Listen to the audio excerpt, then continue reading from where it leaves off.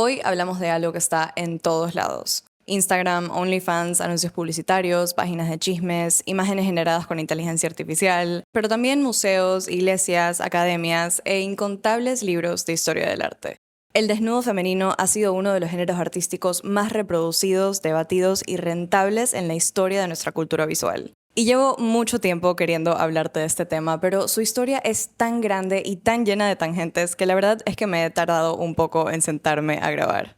Este fue uno de los primeros temas sobre los que me senté a investigar para este podcast y lo tenía un poco abandonado, pero a principios de este año una serie de eventos y noticias me llevó a volver a pensar en la historia del desnudo y a preguntarme cómo exactamente llegamos a donde estamos ahora y si es posible todavía cambiar de rumbo. Pero antes de abordar esa pregunta, hoy hacemos un recorrido por la historia de estas imágenes. Desde las Venus prehistóricas hasta los deepfakes generados por Grok, exploramos sus convenciones, sus reglas y cómo han ido cambiando para preguntarnos cómo ciertas representaciones han llegado a moldear la forma en la que vemos y creamos desnudos el día de hoy. Hablamos de John Berger, de la mirada masculina, de cómo la fotografía lo cambió todo y el internet lo sigue cambiando. Esto es Hija del Internet, soy Elisa, tu host, y hoy hablamos del pasado, presente y futuro del desnudo femenino.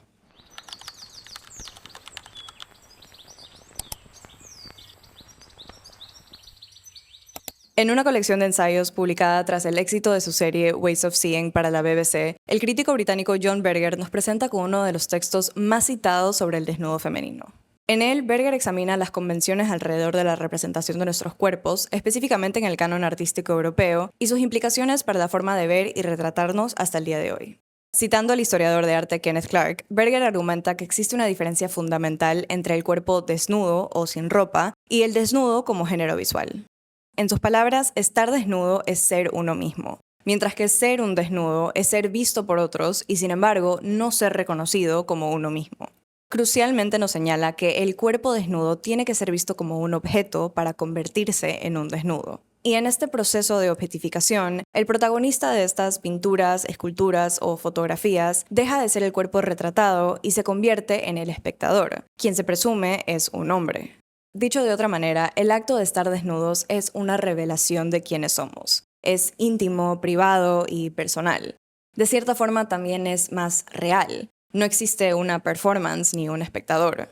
Por otro lado, el desnudo como género visual depende de una mirada externa, y por ende lo que vemos representado, aunque el espectador esté fuera del encuadre, gira en torno a él. Se vuelve el resultado de su presencia. Poco después de su publicación, este ensayo se convirtió en un texto fundacional para los estudios de género y de cultura visual. Quizás en uno de sus puntos más memorables, Berger nos dice: una mujer debe vigilarse continuamente. Está casi siempre acompañada por su propia imagen. Y así llega a considerar al observador y a la observada dentro de sí misma como dos elementos constitutivos y siempre distintos de su identidad como mujer. El observador dentro de la mujer es masculino, la observada femenina.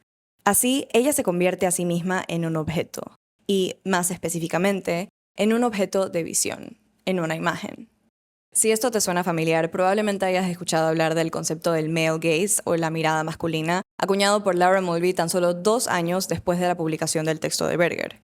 Mulvey, que trabaja dentro de la teoría cinematográfica, extiende el argumento de Berger más allá de la pintura y la historia del arte para abordar la representación de los cuerpos femeninos en el cine y en la cultura visual.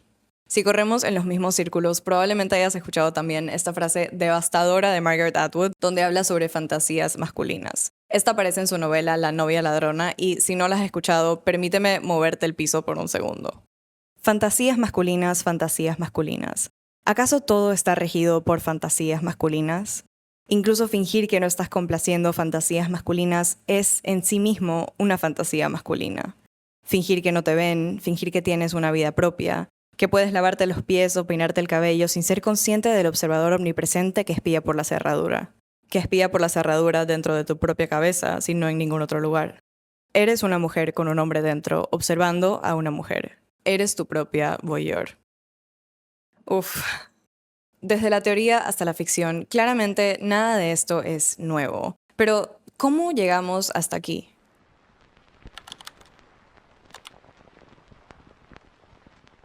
Es difícil apuntar a un momento específico en el que la forma en la que nos vemos retratadas empezó a dictar nuestro comportamiento. Tratar de descubrirlo es un poco como preguntarnos si vino primero el huevo o la gallina del patriarcado.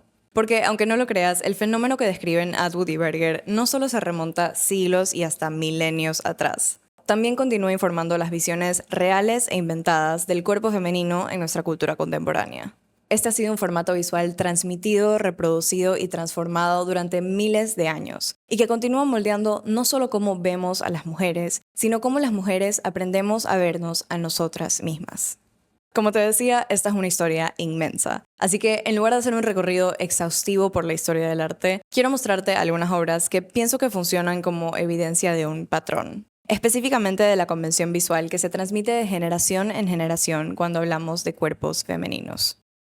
Una de las primeras representaciones del cuerpo desnudo de una mujer resulta ser también una de las obras de arte más antiguas jamás recuperadas. La Venus de Willendorf es una pequeña escultura tallada en piedra caliza hace aproximadamente unos 30.000 años y descubierta en Austria a principios del siglo XX. Inicialmente, como ocurre con muchas de estas Venus prehistóricas, se supuso que era una especie de pornografía paleolítica. Pero hoy la mayoría de académicos creen que probablemente se trataba de un talismán de fertilidad o, y esta es la teoría que me parece más interesante, de un autorretrato. La figura no tiene rasgos faciales detallados, pero tiene senos, un vientre y caderas prominentes que pueden parecer desproporcionados, pero que curiosamente corresponderían a lo que vería una mujer si mirara desde arriba hacia su propio cuerpo. La falta de rostro tiene sentido desde esta perspectiva porque al no poder mirarse al espejo sería imposible retratarlo. Sin embargo, la teoría de que haya sido un autorretrato es, por supuesto, bastante difícil de comprobar. Y eso nos deja desde el principio con una ambigüedad bastante interesante. ¿Es este el cuerpo femenino visto y creado por una mujer? ¿O podría ser un objeto de fascinación externa? Varios miles de años después, encontramos otra de las esculturas femeninas más reconocidas en la Venus de Milo de la antigua Grecia. Esculpida alrededor del año 130 a.C., esta es probablemente una de las esculturas más famosas del mundo. Y lo que caracteriza a la escultura griega en general, y a esta Venus en particular, es la obsesión con la perfección del cuerpo. Los artistas griegos nunca basaban sus esculturas en una sola modelo. Observaban los aspectos más perfectos de varios cuerpos, la nariz de esta mujer, las piernas de otra, y los combinaban para crear una representación idealizada de la forma humana. Lo que significa que este cuerpo, como muchas otras representaciones de cuerpos perfectos, jamás existió. Es un ensamblaje, una fantasía de perfección. Y esa idea del cuerpo femenino idealizado, pero en última instancia imposible de alcanzar, va a persistir durante varios siglos. En el Renacimiento italiano, La Venus dormida sería la obra que establecería la composición icónica que veríamos repetirse una y otra vez a lo largo de la historia. La mujer reclinada, vulnerable, su cuerpo completamente expuesto a nuestra mirada, pero aparentemente inconsciente de ella. Esta figura es tan pasiva que casi forma parte del paisaje, pero con los años vamos a ver que va cobrando cierta presencia. En la Venus de Urbino, por ejemplo, creada poco tiempo después, Tiziano repite la estructura de la Venus recostada, pero en este caso con una mujer despierta. La pose es casi idéntica, pero su mirada hacia el espectador la hace parecer más intencional, incluso seductora sin perder su pasividad. En el siglo XIX, el modernismo trae consigo la representación de cuerpos nuevos. En particular, los retratos ya no estaban reservados solo para la nobleza o para mecenas que pagaban por ellos, y esto resulta en una mayor libertad para los artistas al decidir cómo retratarlos. Cuando deja de ser necesario pintar a sus sujetos con la misma dignidad de la nobleza, o incluso pintarlos bajo una luz necesariamente favorecedora, esto da paso a retratos más realistas y más diversos, haciendo posibles representaciones como la que vemos en Olimpia de Edouard Manet. En esta pintura vemos repetido el formato de la Venus reclinada. Pero en este caso hay ciertos elementos que revelan que la mujer que observamos no es un personaje mitológico ni un miembro de la nobleza, sino una trabajadora sexual, una mujer de la vida real. Pero lo que hace que Olimpia sea tan disruptiva no es solo quién es esta mujer, sino cómo nos mira y la relación que esa mirada establece con el espectador. A diferencia de la Venus de Urbino, cuya mirada puede leerse como seductora pero complaciente, Olimpia nos observa con una franqueza casi incómoda. No intenta suavizar su desnudez ni disfrazarla bajo el pretexto de la mitología o la parábola. No es Venus, es una mujer específica, de carne y hueso, plenamente consciente de estar siendo observada. Incluso podríamos decir que no parece particularmente interesada en complacernos. Su mano cubre su pelvis no en un gesto de pudor, sino más de control. Su expresión es quizás un poco distante, No está perdida en el ensueño ni inconsciente de nuestra presencia, está aquí con nosotros, devolviéndonos la mirada. Y ese gesto, para su época, representa un rompimiento, porque por primera vez alcanzamos a ver cómo la dinámica de poder entre el observador y la observada empieza a resquebrajarse. Lo interesante es que incluso en estos momentos de ruptura, el formato sigue remitiéndose a la tradición. Y como vamos a ver, estas convenciones que se sembraron muy temprano en nuestra historia del arte son formatos que, a veces sin pensarlo, seguimos llevando con nosotros.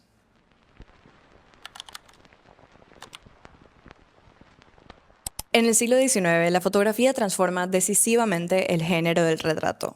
Por primera vez, la realidad ya no necesitaba ser interpretada a través de la mano de un pintor. Ahora podía ser capturada directamente y con una precisión que antes hubiera parecido imposible. Si miramos algunas de las primeras fotografías de desnudos, como esta tomada en 1856, seguramente encontraríamos en ellas algo curiosamente familiar. La pose, la composición, la forma en la que el cuerpo se dispone dentro del encuadre, todo esto nos remite inmediatamente a las Venus que vimos hace un momento. La fotografía entonces no inventa un nuevo tipo de desnudo, sino que hereda de los formatos anteriores. Pero hay cosas que sí cambian. Entre ellas, la facilidad con la que ahora podemos acceder y distribuir estas imágenes. Antes, si querías ver una imagen como esta, tenías que desplazarte físicamente hacia ella, ir a un museo, a una colección privada o existir dentro de un círculo específico. Con la fotografía, la imagen ahora puede desplazarse hacia ti.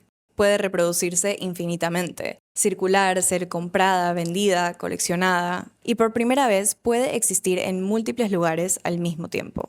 Es así como el cuerpo dentro de la imagen adquiere la misma cualidad, se vuelve portable, consumible. Y con esto, como era de esperarse, el desnudo se convierte en un tipo de mercancía al que cada vez más personas pueden acceder.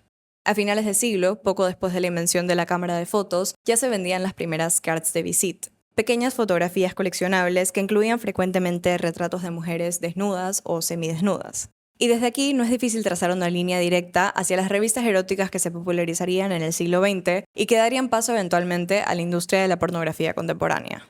Pero el impacto de esta nueva capacidad de reproducir imágenes no se limita solo a las que consideramos explícitamente sexuales. El cuerpo femenino se convertiría rápidamente en una de las herramientas más eficaces para vender todo tipo de productos: perfumes, automóviles, alcohol, cigarrillos. Con la fotografía y la era de la publicidad, el desnudo deja de pertenecer exclusivamente al ámbito del arte y se convierte en un lenguaje visual ampliamente comprensible, un símbolo que comunica deseo, aspiración o fantasía. Y en este nuevo contexto, la imagen del cuerpo femenino deja de existir solo para ser vista y se convierte en algo que puede ser utilizado, un producto. La fotografía definitivamente no inventa esta lógica, pero sí la vuelve exponencialmente más eficiente. Y con la cantidad de imágenes que empiezan a rodearnos poco tiempo después de su invención, esto que antes era quizás algo que entendíamos subconscientemente, se vuelve más evidente que nunca. Pero esta no es toda la historia.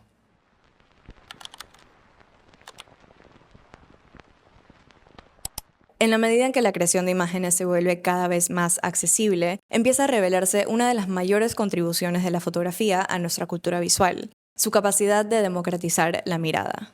De repente ya no era solo un grupo pequeño de artistas y mecenas quienes tenían el poder de representar la realidad, sino la gente común. Y esto gradualmente empieza a incluir a cada vez más grupos, entre ellos a las mujeres, que además de ahora tener el poder de mostrar su visión del mundo, con cámara en mano se vuelven capaces de reescribir la narrativa impuesta sobre sus cuerpos, de mostrar su propia visión de sí mismas. El autorretrato, por supuesto, existía mucho antes de la invención de la fotografía, pero la posibilidad de retratarse usando una cámara hizo posible que aún más mujeres, incluso aquellas que no se consideraban artistas, pudieran decidir cómo deseaban que sus cuerpos fueran vistos por otros, eligiendo cuándo exponerse, cómo mostrarse, qué partes del cuerpo enfatizar y qué partes dejar fuera. Para mí hay una conversación especialmente interesante en torno al autorretrato porque es en este tipo de imágenes donde podemos ver cómo el observador y la observada que describe Berger se vuelven uno solo, lo que nos lleva de vuelta a pensar en la mirada masculina y cómo hemos llegado a internalizarla con el tiempo. Si a través de la tradición histórica la mujer ha aprendido a verse a sí misma a través de los ojos de un hombre, ¿qué pasa cuando es ella misma quien produce su imagen? Esta pregunta se vuelve especialmente complicada cuando pensamos en algo como el autorretrato erótico, que, a pesar de también haber existido por mucho tiempo, podemos decir que llegó a su apogeo contemporáneo hace relativamente poco.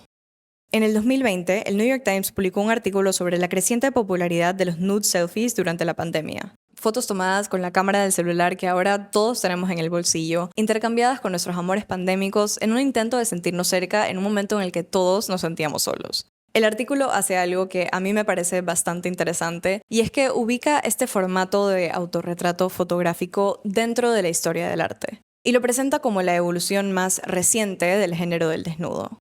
Argumenta que, al igual que las pinturas y las fotografías que las preceden, estas imágenes no existen en el vacío. Heredan poses, ángulos y composiciones que han sido refinados durante siglos, lo que nos presenta con la posibilidad de que, incluso cuando creemos estar improvisando o haciendo algo que pensamos que no tiene nada que ver con el arte, muchas veces estamos citando, consciente o inconscientemente, esa plantilla visual que hemos aprendido a reconocer como deseable. La diferencia es que, al ser mediadas por las mismas mujeres que aparecen en ellas, estas imágenes, a pesar de ser explícitamente eróticas, efectivamente desplazan el eje de control. En ellas, la mujer no es solo objeto de deseo, sino también el agente que produce y distribuye su propia imagen. Y esa dualidad es fundamental, porque, visto de esta manera, el nude selfie puede leerse como una reproducción de la mirada dominante y al mismo tiempo como un ejercicio de autonomía. En las palabras de una de las mujeres entrevistadas en el artículo, cuando elijo ser vista de esta manera, estoy tomando una acción empoderada para recibir lo que todos deseamos, un testigo de nuestra propia vulnerabilidad, de nuestra verdad más privada. Existe un argumento que dice que esto prueba que la sexualización del cuerpo no tiene que ser siempre deshumanizante u objetificante. Y diría que en gran parte me encuentro de acuerdo, al menos siempre y cuando la distribución de estas imágenes se mantenga bajo el control de las mujeres que las producen. Pero este, como ya sabemos, no siempre es el caso.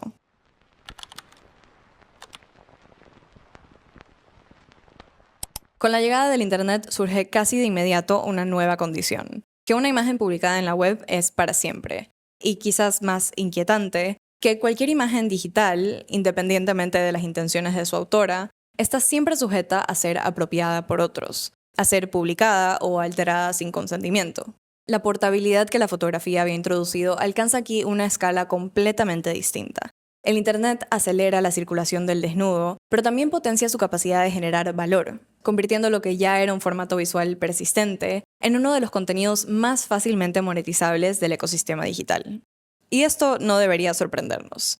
En mi investigación para este episodio me encontré con un concepto desarrollado por John Tierney, un académico de la Universidad de Columbia, que estudia el impacto cultural de la tecnología, refiriéndose a lo que él llama el impulso erótico tecnológico. Tierney propone que, a lo largo de nuestra historia, lo erótico ha sido una de las fuerzas más importantes detrás de la adopción de nuevas tecnologías. En sus palabras, desde la escultura de la Edad de la Piedra hasta los boletines de anuncios digitales, lo erótico ha sido uno de los primeros usos de cada nuevo medio. Si tuvieras que adivinar cuál fue el primer JPEG escaneado por una computadora, ¿me creerías si te digo que fue una imagen de Playboy? A este punto creo que es importante introducir otra categoría del desnudo. Una que en mi mente evoluciona siempre en paralelo al desnudo artístico, pero que históricamente ha sido separada como su cara menos refinada, aunque a ratos casi igual de controversial. Lo cierto es que, aunque nos incomode admitirlo, la línea entre lo artístico y lo vulgar no ha estado siempre tan clara como pensamos. Tanto la pornografía moderna como el desnudo artístico trabajan dentro de convenciones bastante similares y a menudo hacen referencia al mismo archivo visual. Excluyendo los elementos formales o estéticos que todos sabemos son bastante subjetivos, ambas categorías operan dentro de la misma mirada, la mirada masculina. La diferencia entonces entre el desnudo artístico y lo que consideramos pornografía no se hace siempre evidente en la imagen en sí. Más bien depende del contexto de su circulación, de las instituciones que la validan o la condenan, de quién las produce y quién obtiene beneficio de ellas. Podríamos decir que la pornografía no opera entonces al margen del desnudo artístico, sino dentro de su misma tradición visual, aunque sin el aparato cultural que la protege. Y si esto es cierto, regresando al contexto del Internet, ¿qué sucede con el formato del desnudo cuando el marco que antes lo contenía desaparece? Cuando lo bajamos del pedestal del museo o la academia y lo arrojamos a este espacio digital donde todo circula al mismo nivel, llámese publicidad, contenido, arte o pornografía.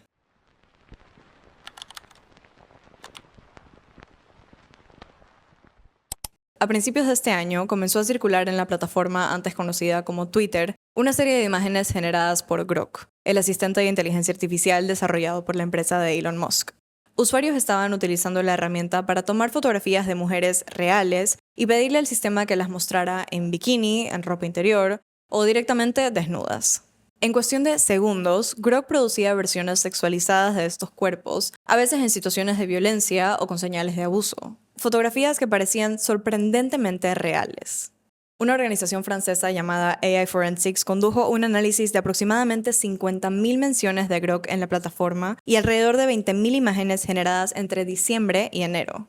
Aproximadamente una cuarta parte de las solicitudes incluían términos como ella, poner, quitar, bikini o ropa, y más de la mitad de imágenes producidas mostraban a personas en ropa interior o en trajes de baño. En su mayoría, mujeres que aparentaban tener menos de 30 años y en algunos casos menores de edad. Después de que organizaciones civiles y autoridades de protección de datos denunciaran el fenómeno, X anunció que implementaría nuevas restricciones para impedir la generación de imágenes sexualizadas sin consentimiento. Pero también hicieron otra cosa de la que no he escuchado hablar tanto como la primera. Empezaron a cobrar por generar imágenes. Algo que sinceramente parece menos una medida de control y más una oportunidad de monetizar la popularidad del servicio. El daño de todas formas ya estaba hecho. Ha habido mucho debate, incluso antes de que explotara todo este escándalo de Grok, sobre la ética de la pornografía generada por IA. Porque, por supuesto, en línea con lo que nos dice Tierney, lo primero que los tech bros hicieron con esta nueva tecnología fue usarla para crear contenido sexual.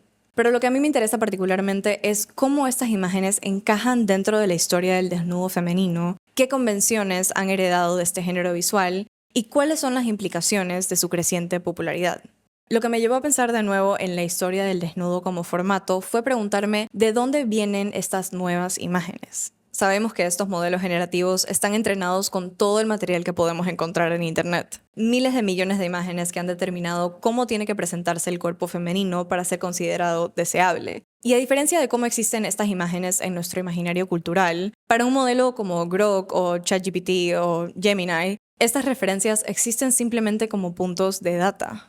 El interés no está en diferenciar lo que se considera arte de lo que puede ser explotación. Más bien, el impulso es algo parecido a lo que hacían los antiguos griegos, tomar partes de diferentes cuerpos para construir un estándar. Considerando el archivo visual con el que estamos trabajando, es lógico que estos modelos hereden el sesgo de la mirada masculina. Después de todo, es esta mirada la que ha definido nuestra cultura prácticamente desde siempre. La explosión de la pornografía generada por IA, o arte erótico, dependiendo a quién le preguntes, es simplemente la versión más actualizada de un género que ha existido por más de 30.000 años. Lo que trae de nuevo esta tecnología es la automatización de lo que la tradición del desnudo femenino había establecido durante siglos, que los cuerpos de las mujeres son superficies disponibles para la proyección del deseo masculino. En un momento cultural en el que las mujeres hemos ganado tanto, hemos avanzado tanto en la lucha por nuestros derechos, el cuerpo, nuestro cuerpo, se ha vuelto prescindible. Y con ello, cualquier noción de agencia o consentimiento. Hay un argumento que circula actualmente que básicamente justifica estas representaciones diciendo que es mejor o más ético que sean producidas por IA, porque de esa manera no existe un daño real hacia mujeres reales. Pero esto ignora prácticamente todo lo que hemos aprendido. Todas nuestras representaciones de las mujeres tienen implicaciones en la vida real. Influyen en lo que se considera deseable, en lo que se considera permisible, en lo que las mujeres aprendemos a emular y a normalizar. Es cierto que el género del desnudo ha representado históricamente un estándar de belleza y de comportamiento para las mujeres, pero lo que en este caso me parece más urgente abordar no es tanto el efecto que estas imágenes puedan tener sobre nosotras. Eso creo que lo sabemos de sobra. Sino en lo que estas representaciones, reales o artificiales, nos dicen sobre las estructuras de poder que estamos llevando hacia el futuro. Si algo he aprendido de este recorrido y si algo quiero que te lleves contigo, es que el desnudo nunca ha sido simplemente una representación del cuerpo. Siempre ha sido un espejo de poder. De quién lo tiene y sobre quién lo ejerce, de quién mira y de quién es sujeto a esa mirada. Empezamos este episodio con John Berger y su distinción entre estar desnuda y ser un desnudo. Estar desnuda es ser una misma, ser un desnudo es ser convertida en un objeto, en una imagen para el placer de otro. Desde la Venus de Willendorf hasta la Venus de Milo, desde Olimpia hasta los nude selfies. El formato se transforma, pero persiste. Y ahora parece que hemos llegado a algo radicalmente nuevo. a un desnudo que puede prescindir de la presencia de alguien real y que pretende también prescindir de las consecuencias. Es la culminación lógica de siglos de tratar al cuerpo femenino como un objeto de visión. Desde que empecé a pensar en este episodio, me pareció también importante hablar sobre los momentos de ruptura, esos que evidencian que la representación de nuestros cuerpos no tiene que estar siempre mediada por una mirada objetificante. A lo largo de la historia, y creería que cada vez más, hay mujeres artistas que han buscado reclamar el control sobre cómo somos representadas, y lo último que quisiera es descontar su trabajo. Pero incluso al interactuar con estas obras, me es difícil dejar de pensar en lo que nos dice Atwood, que incluso pretender que operamos fuera de la mirada masculina es, de cierta forma, reconocerla. Las imágenes que creamos no pueden existir fuera de su contexto. Pero por más que mucho de la historia ya esté escrita, creo que existe todavía espacio para más, para otras formas de ver, para otras narrativas. Y quizás este sea solo mi intento de dejarte con algo positivo o esperanzador después de todo este recorrido, pero no puedo quedarme solo con los horrores que están siendo reproducidos por la IA. Quiero pensar que todo este avance tecnológico no ha sido en vano, que no va a servir solo para reproducir viejas estructuras, que es posible crear una cultura visual donde el poder de crear y circular imágenes esté más equitativamente distribuido, donde las mujeres seamos reconocidas como sujetos y no solo como objetos de visión. Y para eso, supongo, necesitamos más artistas mujeres, o más artistas en general. El arte de nuestros tiempos siempre va a ser un reflejo de quiénes somos, pero más importante que eso, siempre va a ser un reflejo de hacia dónde nos dirigimos. Y la forma en la que representamos los cuerpos más vulnerables, aquellos que pensamos que podemos manipular o incluso inventar sin consecuencias, termina definiendo nuestro trato y nuestra actitud hacia la humanidad en general. Termina definiendo el mundo en el que todos vivimos. Y esa es una decisión demasiado importante como para dejarla en manos de un algoritmo.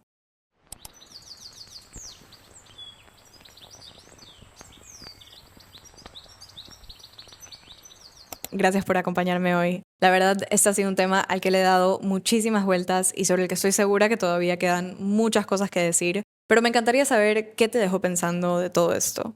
Como siempre, déjame saber qué piensas en los comentarios y nos vemos en el próximo episodio de Hija del Internet.